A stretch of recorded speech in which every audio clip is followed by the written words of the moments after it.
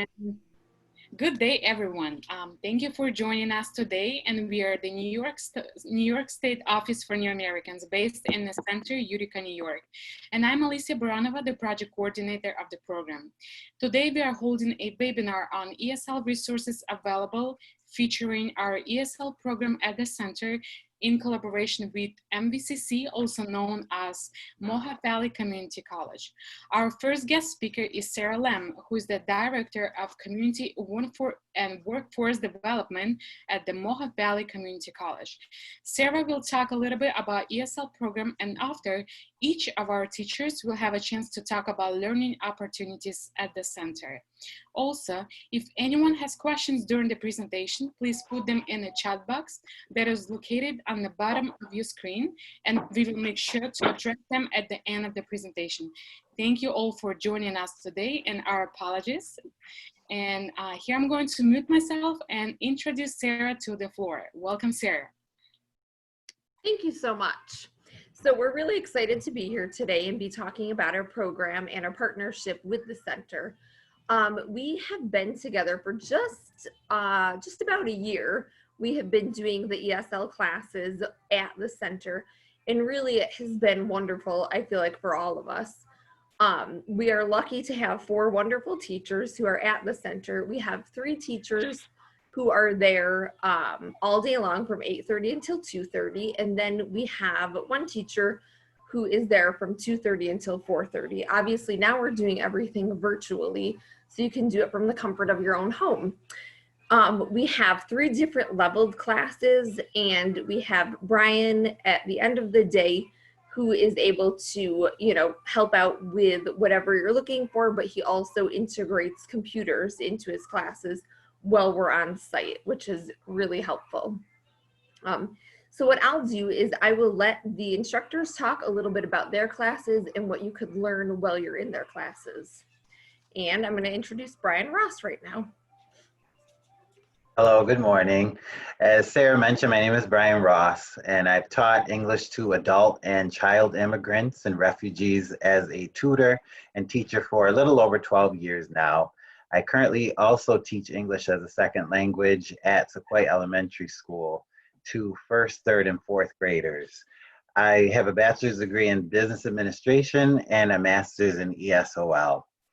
It's been definitely a transition here at the center, being able to move everything online virtually, but we've been able to do it.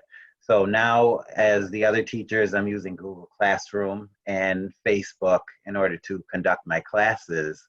Since we moved online, my classes have mainly consisted of Matt's level students, which he'll talk about a little bit more in a little bit, and then I have some of Marita's as well.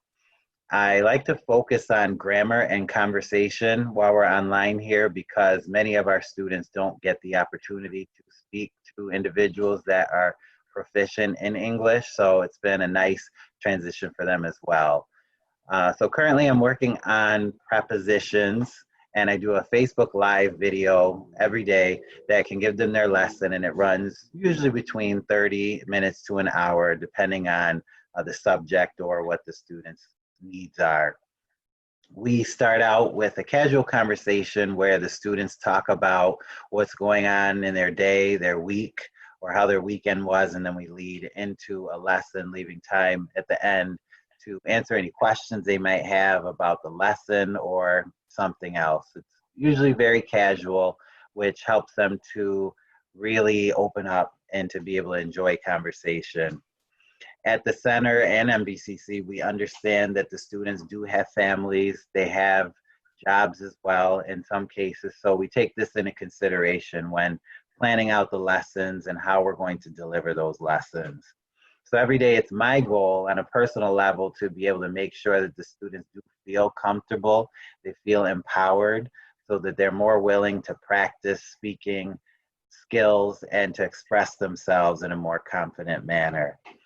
Also, I'd like to take the time just for a moment to thank everybody that has helped our students to get connected to this virtual way of learning that's new for not only them, but for us.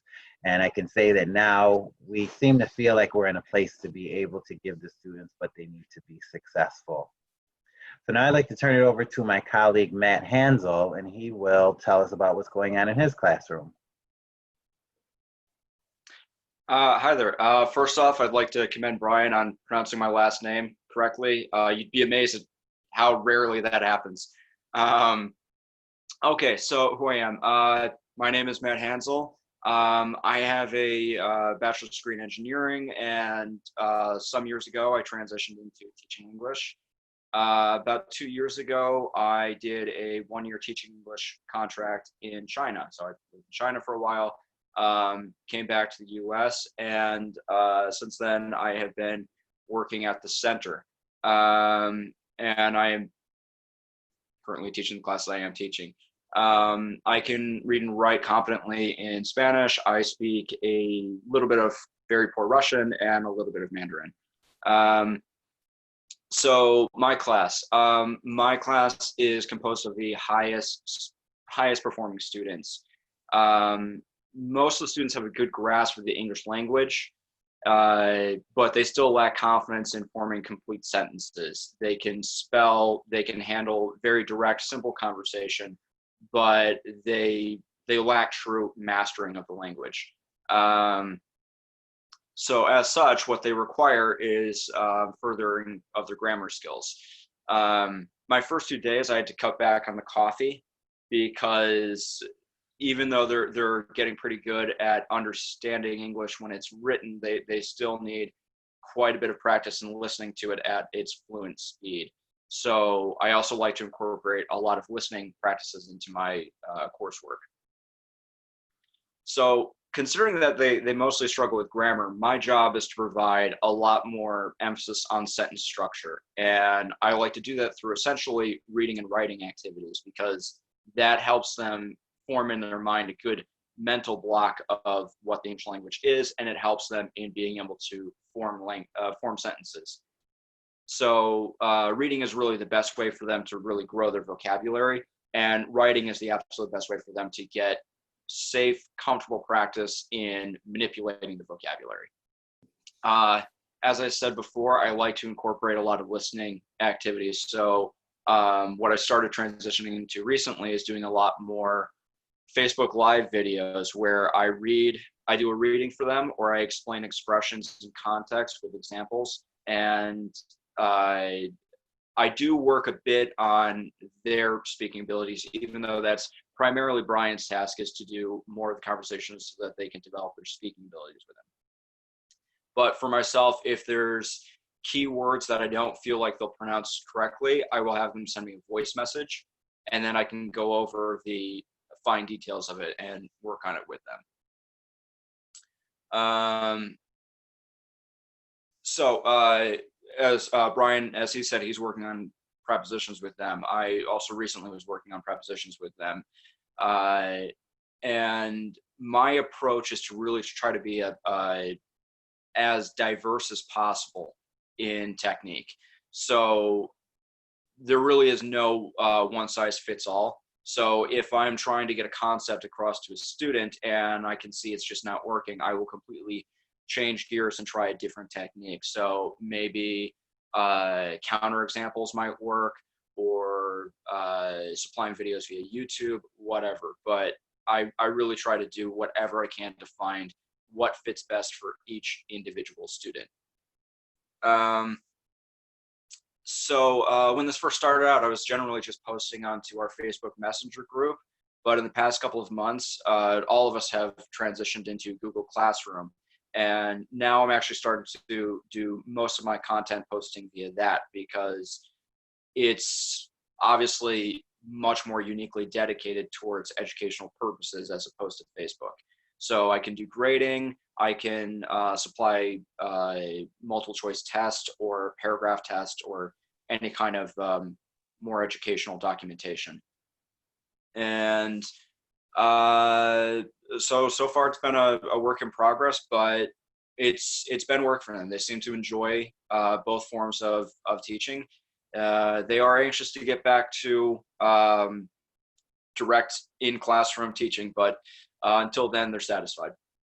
And with that, I will introduce my colleague Marita, and she teaches the intermediate class.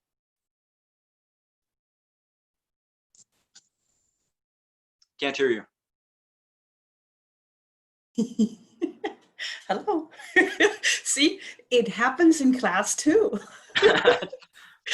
And again, thank you, Matt, because you too pronounced my name really, really well. Love it. Very, very good. So again, my name is Marita, and I am the intermediate ESL teacher here at the center. And I've been teaching ESL for over 20 years. I just look back at that like, whoa, has it been that long? Holy cow. Mostly to adults and in mainly life skills type sessions such as vocational ESL or also computer literacy.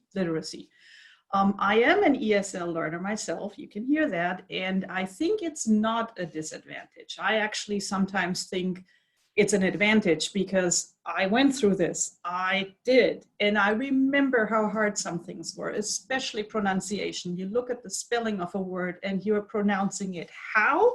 Makes no sense.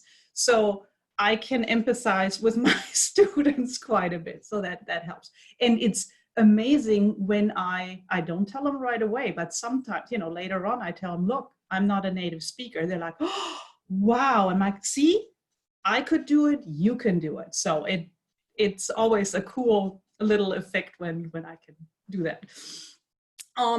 So what happened to me was that in 2015, I had the opportunity to go back to Germany, my native country, and it was in the middle of the refugee crisis over there with a Syrian, most of the Syrian students or people that we suddenly had. And I was able to use my skills of teaching a diverse community and teach German as a second language over there, which I hadn't done in ages. So it was very, very interesting, huge learning opportunity for me. So at first I taught adults, Arabic speaking adults, and later on I moved into an elementary school, now teaching the kids, and whoa, was that different. But again, what a cool learning experience for me, being able to move from the adults back to the children, and it's so different, but so much fun. Really, really great, loved it. After 3 years in Germany, I came back here, and it didn't take very long, and I was able to, or I found the application for MV, and like, I want to do that, and didn't know that I was going to end up at the center, and what a pleasure that is. Really, really true. I am amazed at the staff at the center. They have embraced us as the new teachers. They are helping with anything, markers, right? Sarah, markers. If we can't get them from Sarah, we can get them from the center. So it's just awesome to have that kind of a support group for us as well as for our students. And once again, I am learning a lot because this is another language group that I had not been exposed to before. In my class, I have a lot of Karen and Burmese speakers and Russian speakers, but I dealt with them before. So amazing. Now, of course, came this whole situation that we got kicked out of the classroom, and boy, oh boy. But I am amazed again at how awesome our students have been to show the flexibility that we needed, because we didn't know what we were doing in the beginning. And then we had to pull them in, because at first we thought we were only gone for a week. And then we found out, oh no, we got to do this remotely. First thing was Facebook. That seemed the easiest because we knew that a lot of our students had Facebook. And so the center was able to supply us with our the Facebook groups. So we have private groups. And as Matt was saying in the beginning, it was just typing in exercises. And eventually it moved on to posting PDFs, showing them links to YouTube video. And then eventually, and that was what the students were saying, teacher, we need speaking. And so we started doing Facebook group chats. And on my end, I have 2 different groups. I do Monday, Wednesday, hi Jen, and I do Tuesday, Thursday, another group. And we speak about topics that I posted, but also, as Brian was saying, about life stuff. We asked them, is there anything that you need? And we found out that in the beginning, the whole technology, access to technology was a problem. They only had their little smartphones. Small screen isn't very helpful when you have to look at a PDF and answer questions on a PDF. So we were able, with the help of MV as well as the center, to get laptops to our students, to get tablets to our students, and even to help them setting up internet. And we all found that out because we were having conversations with them and found out the needs. Eventually, Facebook, as Matt was also saying, is not meant for teaching. It's just not. The whole comments that you type and notifications, and you lose things and you miss things. So again, MV was able to provide us with Google Classroom, which is a whole nother story. But again, our students have embraced that change. It's really neat. Every morning about 9, good morning, teacher. Good morning, teacher. Good morning, teacher. They're there checking in with me, looking at the assignments and commenting. And what I think the cool thing about Google Classroom is we are now still teaching ESL or English, but also they're learning how to use the computer or applications such as Google Docs. And that is, again, something that they can maybe use later in their job place, workplace, things like that. So that is another interesting effect that we're having here, which I didn't know. And learning experience myself, trying to figure that out and then explaining to them how to. So Matt had, this time was Brian, turned me to Loom, which is a little extension that you can use for Chrome. And you can record short little videos and you have that little bubble so they see you, but it shares the screen. And again, I've been using those short little videos to show them rather than typing it on how to open a Google Doc or how to save and share. So amazing what they've learned and are really able to use now. So I think it's great. It's been great with what we had to do. I think we're doing okay. Now I'm going to turn this over to Donna, and Donna is in a little bit of a different boat because of the level that she is serving, the level of language skills that her students have. So take it away, Donna. Hello. Okay.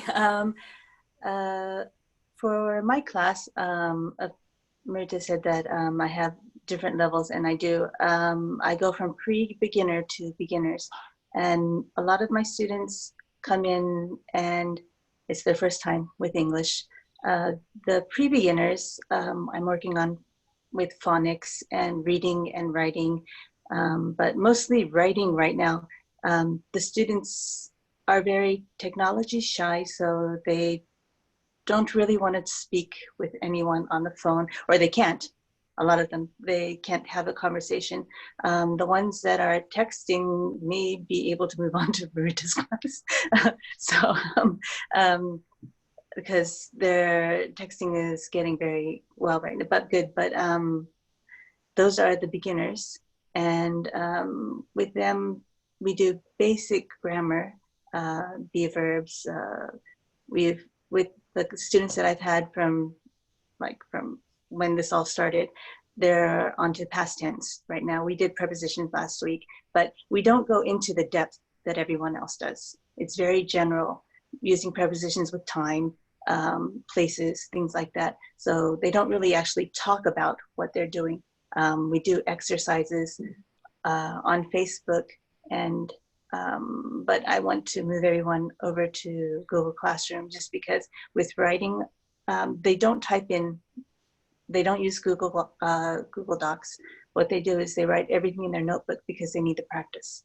And when they write in the notebooks, I found that I can use my tablet and actually write on their papers. Like I actually write instead of like typing in things and using my little finger on like the what is it called, this pad thing here on the computer. And as you can see, my English, I speak a lot of English. I'm a native English speaker, but for 30 years I lived in Japan and I just returned last year. So just transferring back and forth from English to Japanese. I know what this is called in Japanese, but I have to think about what it's called in English. So, which is kind of good for my class just because I do know where they're coming from. And also just moving back to the United States after 30 years, I do have a culture shock and I can empathize a lot with them, like just because of the experiences that I had going to the hospital. You know, everybody, maybe not everybody, but a lot of people are just like, oh, you go to the hospital, you do this, you do that. But I'm like, okay, so what do I do next? Who do I talk to? Where do I go? So we go over things like that when we're in class too. And the students do try to ask a lot of questions just about life skills. So it's very good, but that's more of when we're in the classroom at the center. So we try to communicate with each other in the classroom, but it's very difficult doing it online just because they're technology shy. So it's a little bit harder and they're getting more grammar and vocabulary, but I would like to get them to talk more with me, but I call some students, or some students call me, but they usually have a family member or a friend speak to me. So that's basically the level, but there's no grading. They turn things in, I check it, I give it back. So there's no test, there's no grading, but yeah, the participating students are participating, but some people just look, but I think that if they even watch the videos that I post, they're getting some exposure to the English. And I try and find videos that they won't be overwhelmed by on YouTube. Which may help them with their confidence, I'm not sure. But I'm hoping that their level of English is getting better. And like I said, they can move on. Some of them can actually move on probably to the next class, hopefully, yeah. So when we get back, but I know when we get back to the center, I may have to start from zero with speaking again. So probably after that. But I do enjoy teaching the students, or not teaching actually, it's working with them and being with them and learning from them. And we learn from each other. So it's a great experience all the way around. And I was very lucky to be able to get this job. So one job. And I'm trying to think of what else I can say. I think that's basically it. And yeah, so it's a little bit about my background also. So from 30 years, what I was doing in Japan, I was teaching at a Japanese high school, and I taught English. I majored in education in the United States and went and focused on English. Then went back to Japan, went to Japan and taught English in high school from 7th grade to 12th grade. So I had various classes. So I kind of know what I'm doing, kind of. So I've had a lot of experience in this area. So, and I've also taught adults in Japan privately. So it was a very good experience for me. And I enjoyed living in Japan and doing all that. And then coming back, it's even better because I get to work with people who have done the same thing as I did in both countries, in Japan and in the United States. So I don't want to say this, but I'm blessed, I think. So I guess I'll turn it back over to you. Thank you, Dana. I just want to highlight one thing. No grading is a good thing. I'm happy nobody graded me when I was learning English. English. So thank you. Yeah, and here I would like to take a moment and introduce Jennifer Van Wagner, the Manager of Grants and Community Engagement at the center. Jennifer has been closely working with our ESL instructors. And Jennifer, would you like to add something to it? Well, sure. So I'm kind of the main agency contact for the ESL classes. And first of all, I just want to say I so enjoyed working with all of the instructors.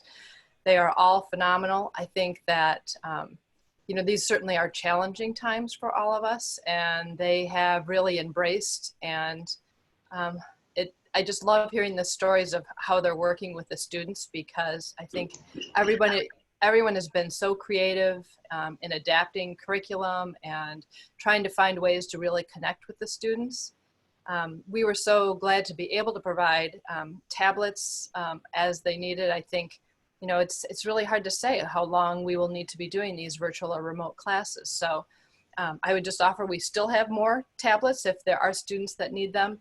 And I'm also going to be applying for some funding for some Chromebooks to help assist students and or other families that we assist at the center. So I know through the school district, even with some of the parents, I think that they only received a single computer for all the kids at home. So anything that we can do to kind of help support our families during this time and facilitating education, whether it's for the kids or the adults, you know, we're very happy to do so.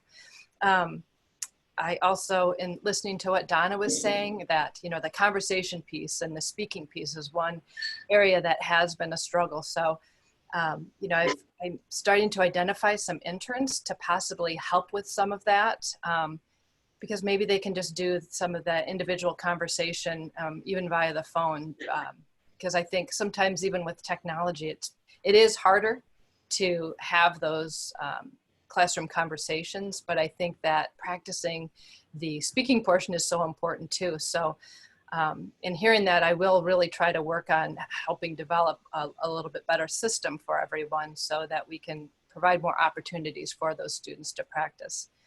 And what other things? The other thing that I oversee at the center is all of our community education. So in the past, we used to have live presentations by outside organizations for the adult ESL students, as well as any other community members. So that's one of the things that we're starting to adapt to as well, and knowing that it might be a while before we're actually able to have large groups participate in education. So I am looking at, I've been working with the DEC that has education regarding like fishing and hunting regulations, as well as State Farm. We've received some funding for financial literacy. So as the classes start to develop, and whether it's through Google Classroom or whatever format, I would like to start offering some of those opportunities for the students too, because I think it helps keep them connected to services that are happening and everything that you know, they may not be able to get access to that information otherwise. And I don't know, Alicia, were there other things that you'd like me to address with this? I think you covered everything. Okay. So thank you for promoting our future, perhaps like educational opportunity. I'm sure our students will love that. Well, we are here for a few more minutes. If anyone have any questions, please feel free to put them in the chat box below on your screen, and we will address them right now. You can directly talk to our teachers or and ask any questions if you have them. And if you do not have any questions, then please feel free to email us at info@thecenterutica.org. or give us a call at 315-738-1083. And let me check our chat box. And there's no questions. So thank you everybody for joining us today. That was a great presentation. I hope we'll have more students in the future. So since we have more opportunities now, we can go virtually and we can do hopefully soon classes in person. So we will see how it goes with the current situation. Again, thank you so much for joining us today. And oh, Jennifer, I'm sorry. Yes. Just a quick, because I missed the very beginning, Alicia, so I apologize if you've already covered this, but we have had the flyers translated into multiple languages for people to be able to know how to access. So I think, you know, you can go onto our website. I believe all of the flyers are there, or maybe Alicia, you could send those out to the participants of this Zoom meeting. But I want to make sure that the word gets out there, that people know that, you know, if particularly for those folks that may not be working right now or kids are at home, like this is the perfect opportunity to be able to participate in language classes. So anything anyone on the call today can do to help promote that. And we're still able to do kind of the same thing. So Marita, I don't know if you discussed how you do the enrollment, where you know, you'll contact that student, you'll still do the assessment, whether it's over the phone or via Zoom, and facilitate deciding which classroom is going to be most appropriate. But if this is all repeat information, I apologize, but I want to make sure we get the word out there that we definitely are accepting new students. Absolutely. Thank you, Jennifer. We're going to share the recording and the flyers on our social media so our students can access us and everybody else. So that was a great information. Thank you, Jennifer. Yes. So thank you, everybody, for joining us today. And I hope you enjoy the rest